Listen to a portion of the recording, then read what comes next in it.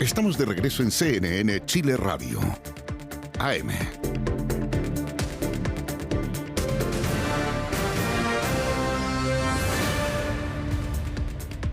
Estamos de vuelta, seguimos aquí en CNN Chile Radio y nos acompaña en el estudio el ministro de Seguridad, Luis Cordero. ¿Cómo está, ministro? Bienvenido. Muy buen día. Gracias por estar aquí con nosotros. Por favor, gracias a ustedes. Si no me falla el cálculo, ministro, hoy día se cumple un mes del inicio del funcionamiento del Ministerio de Seguridad, ¿no? Así es, un mes intenso. ¿Cuál es su evaluación de la implementación en este primer mes? Bueno, lo primero es, como dijimos al inicio, esto no tenía marcha más blanca.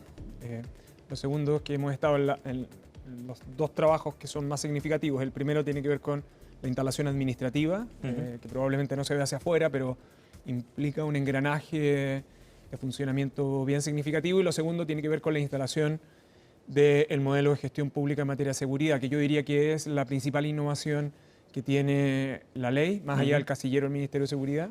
Hemos instalado los dos consejos nacionales, el de Seguridad Pública y el de Prevención del Delito. Ya está en etapa de observaciones el reglamento del Sistema de Seguridad Pública. En la reunión final del Consejo de Prevención del Delito, que fue el día miércoles, hicimos las últimas aproximaciones para que a partir del día lunes los ministerios reciban el borrador de política de seguridad pública, que permite además implementar otra serie de aspectos, y estamos trabajando en la implementación de lo que yo diría que es uno de los aspectos más innovativos, que es el Centro Integrado de Gestión Policial, el CIGPOL, que va a permitir, a cargo de un oficial general de una de las policías, la gestión integrada de información y operaciones policiales de relevancia. ¿El foco está puesto en inteligencia? El foco está puesto esencialmente en análisis, que yo creo que pueden hacer la distinción entre inteligencia y análisis, ¿no? Chile necesita generar mucho análisis. Hay un muy buen trabajo colaborativo hasta ahora por parte de ambas policías, pero eso hay que institucionalizarlo, que es lo que se realiza a través de CIGPOL. Y lo otro ha sido mi trabajo en terreno con los gobiernos locales, esencialmente. Ministro, yo sé que para un mes puede ser un poco prematuro el balance, pero ¿se empieza a notar ya el efecto desde el punto de vista operativo de la instalación del Ministerio de Seguridad? Se empieza a notar desde la perspectiva que usted tiene un sector especializado, que rinde cuentas específicamente sobre seguridad pública, pero en segundo lugar, que usted lo sustrae, la decisión deliberada del Congreso es sacar la seguridad pública de la moneda. Eso tiene un mensaje que hay que sacarlo de la política contingente, y eso nos permite focalizarnos en los instrumentos de política de mediano y largo plazo. Chile creo que tiene un gran desafío, que es disminuir los delitos violentos y disminuir el índice de temor, y focalizar los instrumentos en eso es muy relevante. Y lo segundo tiene que ver con las cuestiones operativas del funcionamiento no solo de las policías, sino que de las instituciones que forman parte del sistema de seguridad. En eso está desde el Ministerio Público hasta el Servicio de Impuestos Internos, el Servicio Nacional de Aduanas, y uno podría sumar. Y ahí está, en buena parte, lo que se juega en el próximo tiempo en el país. Chile ha tenido una abrumadora cantidad de leyes aprobadas, la mayor en materia de seguridad que tenemos registro hasta ahora, pero usted no saca nada con tener reformas legales muy significativas, así que no tiene capacidad de gestión e implementación, que ese es el desafío, creo yo, que el país tiene ahora. Ministro, bueno, y uno de los primeros desafíos, y de los más recientes también, tuvo que ver con este funeral narco, por la muerte de un líder ahí en Quilicura, que generó un gran despliegue policial este miércoles.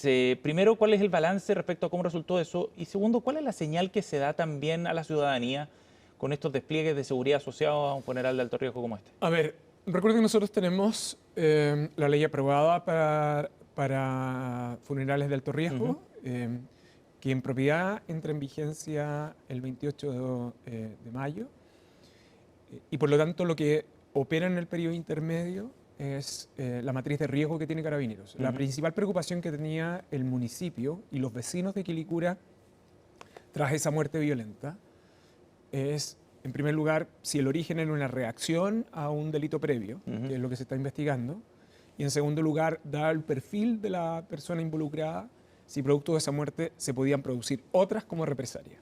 Entonces, la principal preocupación que tenía la alcaldesa y los concejales y los vecinos en general era disponer de refuerzos policiales esos días.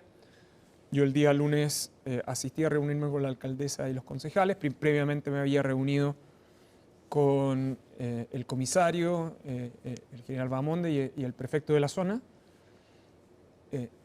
y Carabineros ya tenía la matriz de riesgo y había sido evaluado como un funeral de extremo riesgo.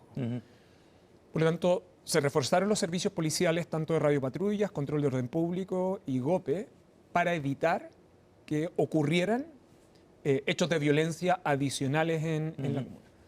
Eso suponía, entre otras cosas, tener control del tránsito del funeral. Entonces, claro, yo sé que para muchos la imagen puede parecer como que la policía estuviera escoltando, claro. Pero la verdad es que es un operativo policial para evitar, primero, que ese funeral se desviara a otro lugar y, en segundo lugar, que fuera directo, en un tránsito de 15 minutos que tenía que llegar al cementerio. Ahí surgen dos lecturas. Por un lado, la lectura de, bueno, ¿por qué Carabineros y el Estado tiene que desplegar esta cantidad de recursos públicos para una situación de este tipo que no debería ocurrir sencillamente? Y la otra lectura es la favorable, digamos, porque no ocurrió nada más grave en ese contexto. La obligación central del Estado, ahí, que era la principal preocupación de los vecinos de la comuna, es que no se provocaran hechos, incidentes y actos de violencia en represalia, y por lo tanto la intervención de los servicios policiales tenía ese propósito. Y ese es el principal objetivo del Estado en este ámbito. Yo hoy día voy a Quilicura de nuevo porque tengo una visita de trabajo regular. No por esto. No por esto, pero voy a aprovechar de hablar también con la alcaldesa a propósito de este tema. Ahora, cuando entre en vigencia ya la ley que pretendía regular precisamente estos temas, 28 de mayo decía el ministro, ¿no? ¿Las circunstancias hubieran sido distintas cuando esa ley estuviera vigente?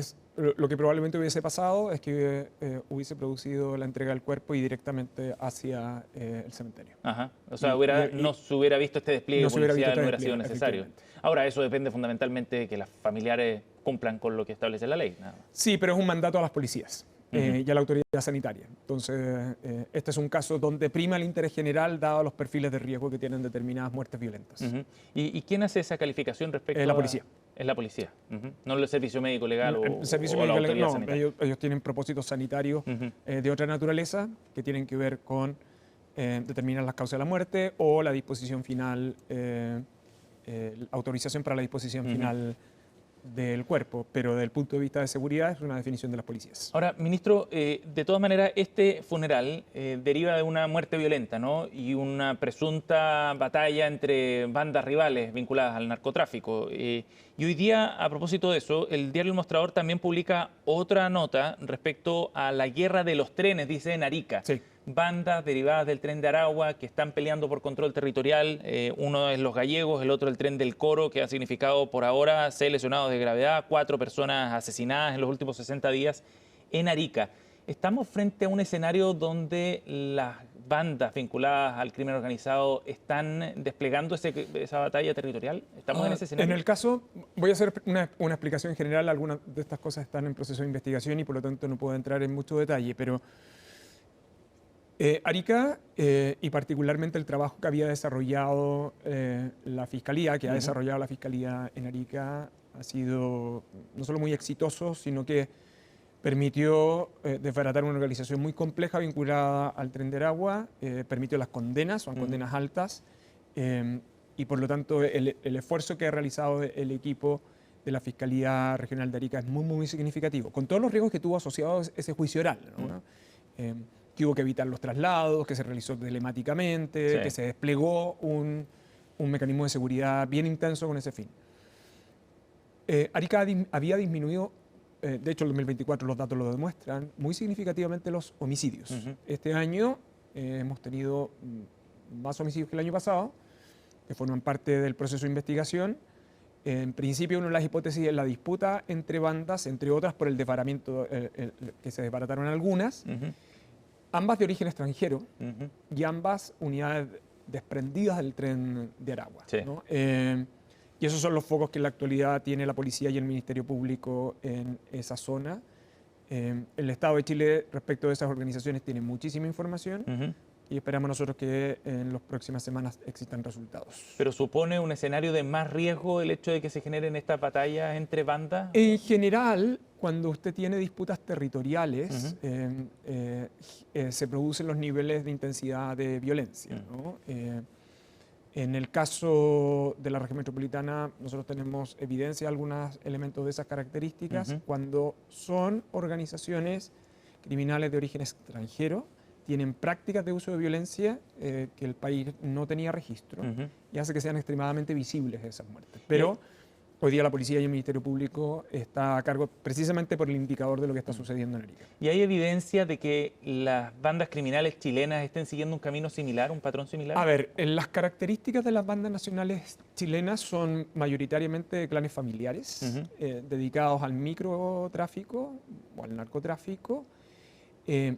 La preocupación central que ha tenido el Estado de Chile es evitar o estar observando si se producen enfrentamientos entre bandas extranjeras y nacionales, que hasta ahora nosotros no tenemos registro de eso, pero se sigue observando. La principal preocupación tiene que ver con adquirir prácticas violentas o bien prácticas criminales que las organizaciones chilenas de origen familiar no tenían. Una de ellas tiene que ver con el secuestro extorsivo, que es algo de lo que puede estar detrás de esta última muerte violenta en el caso de Quilicura. Claro. Ese tipo de situaciones son las que se están observando con mucha atención. ¿Y lo ven como un riesgo? Es un riesgo permanente, por cierto. Y es un riesgo por otra característica, y es la forma en que se han expandido determinado tipo de organizaciones. Lo voy a decir del siguiente modo.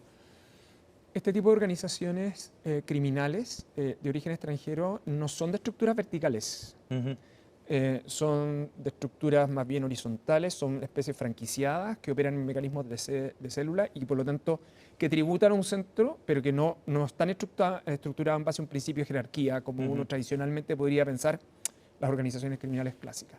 Eso hace que tengan un poder de penetración que, si no hay observación adecuada por parte de las policías e inteligencia adecuada, en determinados territorios se pueden instalar con facilidad. Chile hemos pasado por momentos complejos, las policías sin embargo hoy día disponen de una gran cantidad de información y tienen una gran capacidad para poder detectar cuando eso sucede. Ministro, y eso ha implicado, si me permite, que Chile sea un gran proveedor, especialmente para países extranjeros, entre otros para Estados Unidos, para poder comprender estas bandas. ¿Y cuántas bandas de este tipo están operando en Chile? ¿Hay un catastro? Nosotros tenemos un catastro, sí. Tenemos un catastro que ha estado viendo tanto la Policía de Investigaciones como Carabineros. El Ministerio Público tiene las suyas, pero que están asociadas más bien a las investigaciones que ha estado desarrollando ECO, que está a cargo del fiscal Barros, y más o menos se encuentran ellas perfiladas respecto a aquellas que están identificadas. ¿Y cuántas son? Es que ahí usted tiene que ir haciendo algún tipo de análisis. Me va a disculpar que yo no entregue detalles a algunas cosas, pero sí, el análisis del Estado de Chile sí tiene respecto de cómo se están comportando las organizaciones criminales de carácter transnacional, que es donde tenemos donde operan fundamentalmente este tipo de organizaciones. Lo voy a decir del siguiente modo. Existen estructuras matrices centrales que pueden ocupar determinado tipo de actividades del país para efectos de exportación. Por eso los casos de los puertos en Chile están preocupantes. Y por eso hay tanto foco que le estamos señalando ahora. ¿Qué es lo que preocupa de los puertos en particular? Los puertos, Chile tiene su extensa costa, hace que los puertos sean extremadamente atractivos para utilizar cargas lícitas con el propósito de exportaciones ilícitas. No porque se produzcan en el país, sino que, por ejemplo, esa droga que se trae de otros países pueda contaminar contenedores con, por ejemplo, exportaciones nacionales. Este es un tema que nosotros hemos conversado en mis distintas reuniones que he tenido en el último tiempo con el sector privado. Por eso el sector privado también tiene, hemos hablado de la coproducción en materia de seguridad, por eso es tan relevante el trabajo que está haciendo el Servicio Nacional de Aduanas. Los puertos son un foco muy significativo, los problemas centrales que en otros países del mundo ha existido con aumentos de violencia, incluido en esto a países europeos, están focalizados en los puertos. Y por eso la focalización de investigación de organizaciones asociadas a puertos es importante. ¿Por qué? Porque a su vez estas organizaciones externalizan otra serie de servicios. Esos servicios están vinculados a cuestiones de logística o bien uso de la violencia, ¿no? Entonces, cuando hablamos de organizaciones, por eso soy tan cuidadoso en no expresar un número, pero sí de que el país las tiene observado. Muchas de ellas son estructuras externalizadas para prestar servicios a otras que tienen la gestión principal del negocio. ¿Y eso se ha detectado en los puertos chilenos ya? Eso se ha detectado en los puertos chilenos y sobre eso no solo el Ministerio Público y las policías se encuentran trabajando a nivel nacional, sino que esto también implica una cooperación internacional, entre otras cosas porque el crimen organizado transnacional requiere de trabajo de información en los distintos países, tanto en el caso de América Latina como entre América Latina y Europa. ¿Y de qué forma se está trabajando en particular con Estados Unidos este tema, ministro? ¿Y cuánto le preocupa al gobierno de Estados Unidos también? Es que en el caso de Estados Unidos las dimensiones son de otras características. En el problema de puertos principalmente nosotros los tenemos que abordar observando hacia Europa. Nosotros no tenemos evidencia hasta ahora robusta sobre el uso de nuestros puertos para llevar droga a Estados Unidos. Sí tenemos evidencia de lo que pueden estar ocupándose nuestros puertos para utilizar cargamento lícito hacia puertos europeos. En el caso de Estados Unidos, Chile lo que ha provisto es de información muy relevante para poder conocer organizaciones criminales como el Tren de Aragua, ¿no? Estados Unidos tiene una experiencia y una documentación muy significativa en la persecución de pandillas, ¿no? Y las pandillas responden a estructuras muy jerarquizadas, con criterios de identidad muy propias. A eso responden, entre otras cosas, en el caso de las maras, por ejemplo, ¿no? Pero en las organizaciones criminales que se han expandido a partir de la diáspora venezolana, por ejemplo, y también de alguna migración colombiana,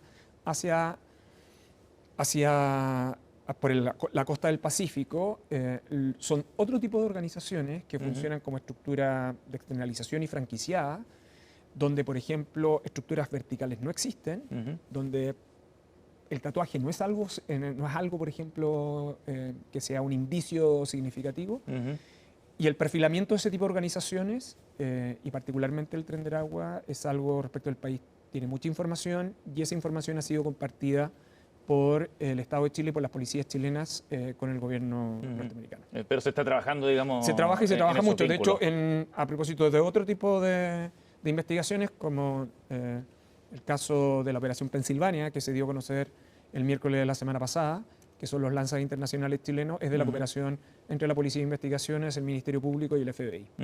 Ministro, necesito interrumpir un segundo la conversación, porque tenemos una información de último minuto sobre datos que entrega Senapred a esta hora, que publica a través de su cuenta en X sobre una amenaza de tsunami que ha gatillado una solicitud de evacuación del sector del borde costero en la región de Magallanes para reforzar la evacuación en terreno por parte de los organismos técnicos. El Senapred ya ha activado mensajería SAE en esa zona. Recuerda actuar con calma, dice el Senapred, acatar indicaciones de la autoridad y también entonces responder a los equipos de respuesta. Durante la evacuación, no olvides considerar las mascotas y necesidades. Recuerda Senapred a través de esta cuenta en X. Y claro, esto tiene que ver con un sismo 6.9 en Puerto Williams que se produjo hace algunos minutos. Es información que está llegando en este minuto y estamos recabando todos esos antecedentes para ver qué es lo que ha ocurrido. Está corregido, me informan por interno, ya a 7.5 la magnitud de este sismo, lo que habla ya de un sismo de mayor magnitud. Se ha registrado este sismo en la región de Magallanes, con un epicentro que estuvo en el mar, de acuerdo a lo que se ha conocido. Senapred informa que la magnitud del sismo entonces corregido al alza 7.5 a 218 kilómetros al sur de Puerto Williams. Ojo que esta advertencia que hace Senapred por una eventual amenaza de tsunami y que gatilla entonces la evacuación del borde costero de la región de Magallanes es solo preventiva, pero es muy importante, por supuesto. Hay que hacer caso a lo que digan las autoridades en esta materia y ahí está circulando harta información a través de la cuenta de Nex, un dato que teníamos que marcar, ministro, también con la información del minuto. Estamos con el ministro Luis Cordero, ministro de Seguridad, aquí en CNN Chile Radio. Y queríamos abordar otro tema, ministro, que tiene que ver con las declaraciones que ha dado esta semana Víctor Queipul, el lonco de la comunidad de Temocuycuy, quien advirtió, entre otras cosas, ¿no? Ya podremos profundizar en más detalles, pero a rasgos generales, que el Estado no entraría en la comunidad. Y esa es una advertencia que se ha refrendado también por otros hechos anteriores. ¿Hay lugares donde el Estado de Chile no puede entrar hoy día, ministro? ¿Este es uno de ellos? Yo respondí esas declaraciones de Queipul días atrás. Lo dije y lo vuelvo a reafirmar. En Chile no hay territorios exentos de la jurisdicción y de la legislación chilena. Yo creo que Queipul realizó un acto de provocación que es inadmisible para el Estado de Chile. Ostentar de que impide el acceso de servicios públicos es una manera además de afectar a la propia comunidad y que requiere de servicios públicos y se encuentra el Estado ahí. ¿Y no es cierto lo que dice él? Lo que pasa es que yo creo que él ostentó muy significativamente respecto de lo que en su oportunidad fue el viaje de la exministra Isquia Siches. Claro, él dijo que él fue el que le dio el portazo a Y lo Isquia que en segundo lugar sucede, que es lo que sucedió a propósito del censo, es que la manera en que Keypool sostiene esto es intimidando en términos de ocupar la violencia con ese fin, porque la razón fundamental en el caso del censo no es que las personas no ingresaran porque quería respetar el territorio, sino que esencialmente porque fueron amedrentados. Estaban amedrentados y esencialmente eso podía afectar, ¿no? La integridad de los censistas.